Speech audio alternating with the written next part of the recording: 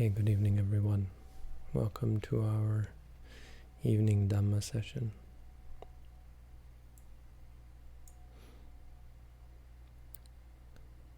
So tonight we're looking at the first noble truth. For each of the noble truths there is a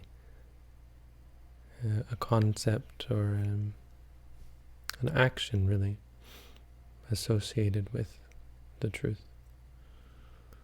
So when I said yesterday that the truths are all about knowing, it's a bit more complicated. Each of the four noble truths has something to be done. It's called a kicca. Kicca means something to be done. And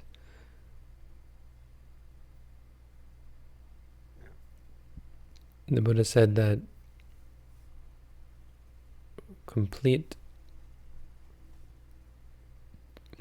accomplishment in the Four Noble Truths involves an understanding of the truth, an understanding of what needs to be done in regards to the truth, and knowledge that one has accomplished the task. So these three things are called satcha, which means the truth itself, kicca, which means that which needs to be done in regards to the truth, and katta. Katta means that which has been done. And so for each of the Four Noble Truths there's these three, which 3 times 4 is 12. The Buddha called this the 12-fold accomplishment in regards to the Four Noble Truths.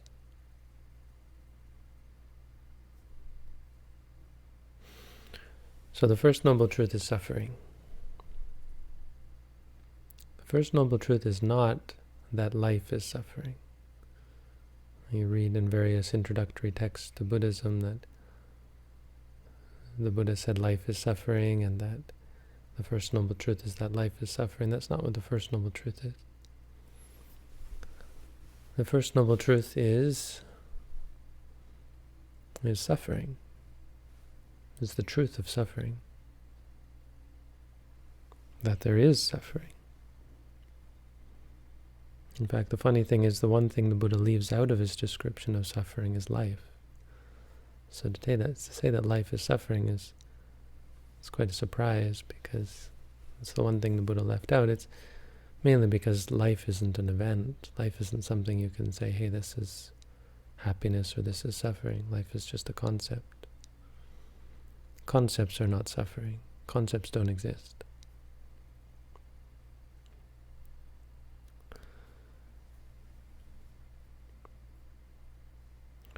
The important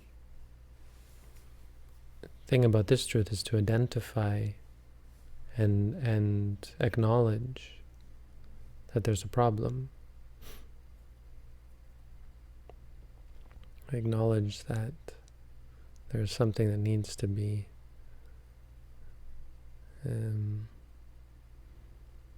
addressed.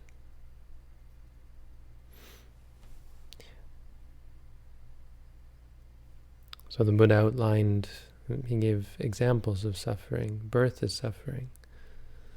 Birth is an interesting one in itself, because it doesn't have to be specifically suffering, stressful.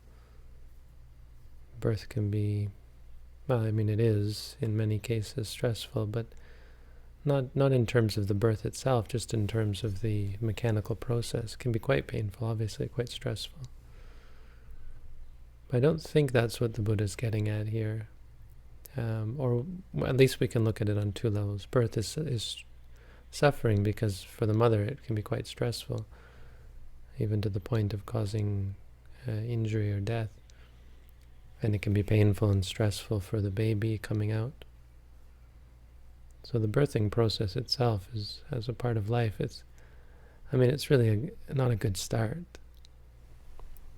We talk about the miracle of birth and so on and so on. I mean, it's a bit of a... It would be a miracle if a stork delivered a baby. Now that would be a miracle. with this bloody, screaming child going through a passage that's way too small for it. It's not really anything miraculous about it. I mean, there is something, I suppose, that seems miraculous, but as far as miracles go, it's not the most awe-inspiring, I think. Not for me anyway. I've never been through it myself, not in this lifetime.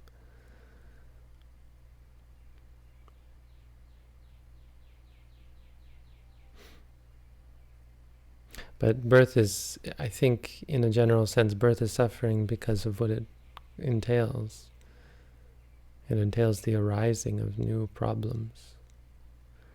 It means failure, If you're born again, well, we think birth, hey, that's a great thing. We celebrate it. We celebrate it every year.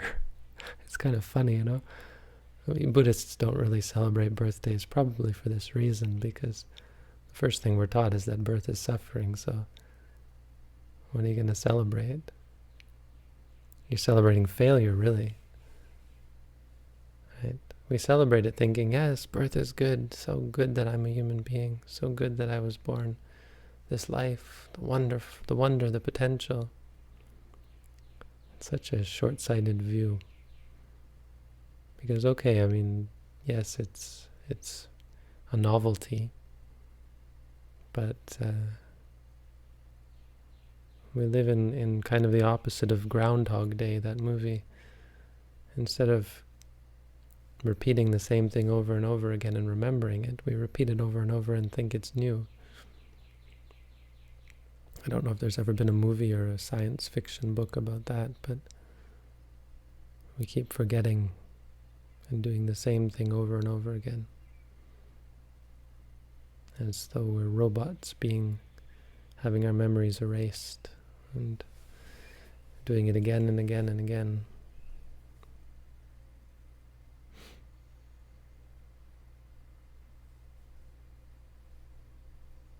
If you're born a human, the kindest thing we could say is it means you're born here because you still have lessons to learn.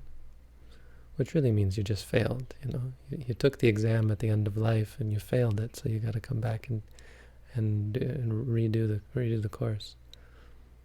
You didn't graduate to heaven or the Brahma world. You certainly didn't graduate to Nibbana.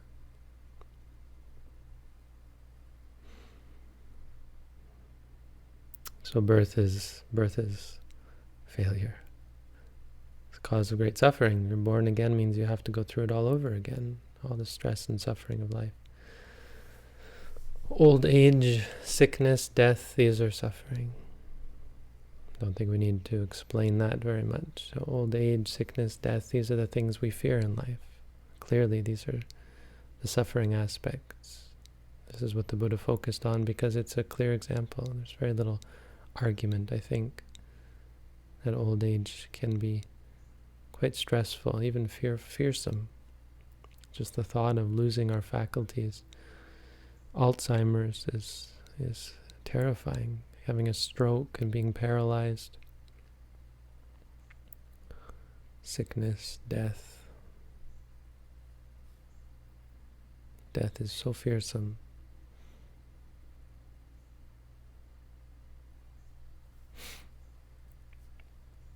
And then we have the minor sufferings that are constant throughout life, is sorrow, lamentation,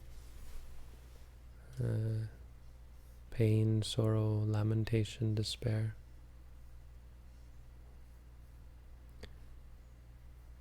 Dukkha domana supaya. Soka parideva, dukkha domana supayasa. All these various, and you include in there, of course, all sorts of mental disturbance, mental illness, we might say. Mental upset, getting upset. Apiyehi sampiyogo dukkho. Being associated with what is not dear, which is not pleasing to us. Apiyehi vipayogo dukkho, being dissociated or losing what is dear to you. Yampi chang nalabati tampi dukkhang. Yampi chang nalabati tampi dukkhang. It's very poetic to listen to. This passage on suffering is quite pleasing to the ear. There's a song that's it's quite pleasant. There's a song where they the Four Noble Truths are actually sung, but it's kind of funny that it should be so pleasing when the subject is just the worst. Apiyehi sampayogo dukkho, piyehi vipayogo dukkho, yampi chang nalabati tampi dukkhang. We chant this every day in Buddhist monasteries. So not getting what you want, getting what you don't want. Being associated with what is undear, being dissociated from what is dear. And whatever you want, not getting that is suffering. So these are all the examples of what is suffering.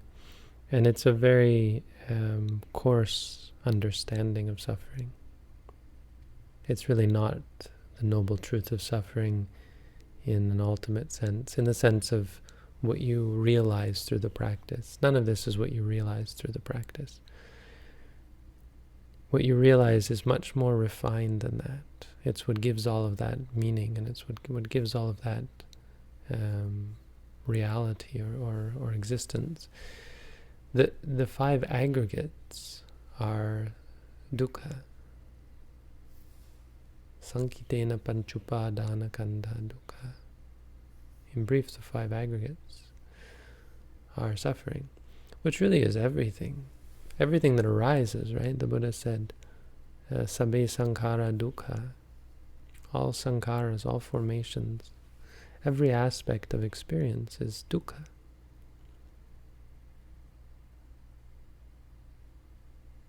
And so that's getting close to saying that, well, life is suffering, right?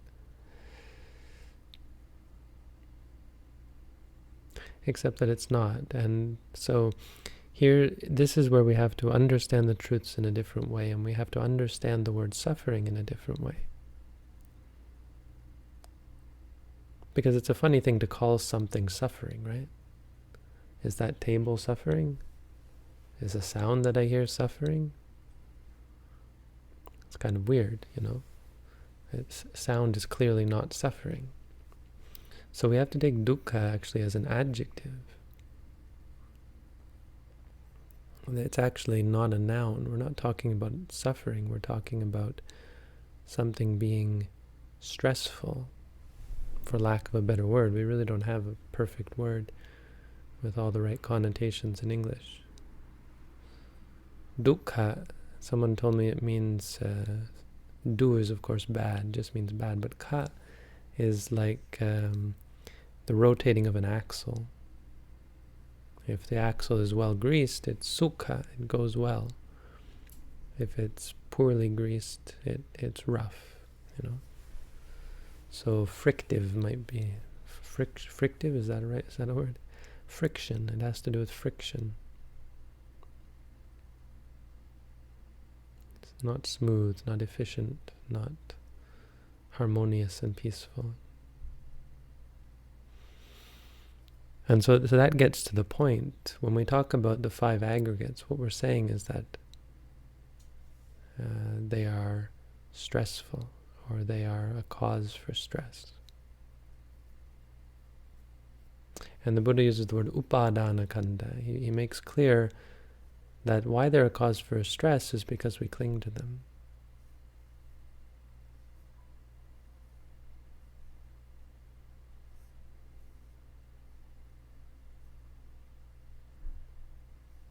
It's the clinging to the five aggregates that is stressful. So when we talk about these things as being dukkha, experiences, and really every sankhara, every formation, as being dukkha, what we mean is, if you cling to it, it causes you suffering. What we mean is that it is something that it's like calling something poisonous. If you call this plant or this liquid poisonous, there's nothing poisonous about it. It's just a liquid. It just sits there. It doesn't poison anybody. It doesn't do anything. But when drunk, when ingested, it has the quality. It has that impact on a being to kill the body of poison. In the same way, sankharas have their nature, or their impact, their effect, really, their effect on us is to cause stress when clung to. So what it's saying really is that they're not worth clinging to. They're not sukha. They're not something that you can acquire and find happiness through. That's really the truth of suffering. So how it plays out, of course, is that in our meditation we start to see that the things that we thought were making us happy were a source of happiness. Hey, that came again, that makes me happy, are not. So this is where the understanding comes in. So the kicca, that which is to be done in regards to suffering, is to see it completely. It's pariññana, I guess would be the word. Pariñña is the word. Pari means, like parinibbana, pari means around, fully, completely. Pariñña means to know. Ña is the root to know. Pariñña means to know something completely. Pariññeya means it should be known completely. Should be fully known. The task in regards to suffering that the Buddha gave is not to escape. And this is important. I've said this many times. It's very important for meditators. Be clear, you're not coming here to escape suffering. You're coming here because you want to escape suffering, but in fact that is part of the problem. Our desire to escape suffering is causing us suffering, because we're associated with that which we don't like. When, on the other hand, you fully understand suffering, and you understand the things that are suffering, that are dukkha, they can't cause you suffering because you don't cling to them. Right? When we talk about the three characteristics, this is what we mean. Seeing that these things that you thought were stable, satisfying, controllable, are unstable, unsatisfying, uncontrollable, not worth clinging to. Not me, not mine, not myself. And once you've seen that, once you've fully understood that, really that you've done everything. The Four Noble Truths are linked in this way. You don't realize one by one. They come in a package. In the Visuddhimagga it explains it like when a candle burns, when the flame burns the candle, the wax is melted, the wick is burnt up, and the darkness is dispelled, and the light is produced. Four things happen all at once. It's just a simple simile to explain that. The Four Noble Truths happen all, not at the same moment exactly, but it's at the same time, in the same sequence, in a single sequence. So once you understand suffering, the rest of the Four Noble Truths fall into place. But that's the task to be done, not to escape suffering, but to understand it completely. To understand these things as suffering in an abstract sense, but more importantly to observe them and to see these things that I thought were source of happiness, I understand now are not going to bring me happiness. And when you let go of them, of course, the rest of the Four Noble Truths come into play. So there you go. That's the first Noble Truth, in brief. That's the Dhamma for tonight. Thank you all for tuning in. If there are questions, I'll go and check. If you have questions, please go to our meditation site and post them there. I'll be checking every day. There are no questions today. I don't know, is this topic something that's scaring people away? That's okay. No audience is fine. If nobody comes, or maybe I've just answered all the questions already.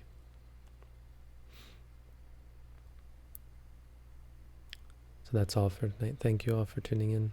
Have a good night.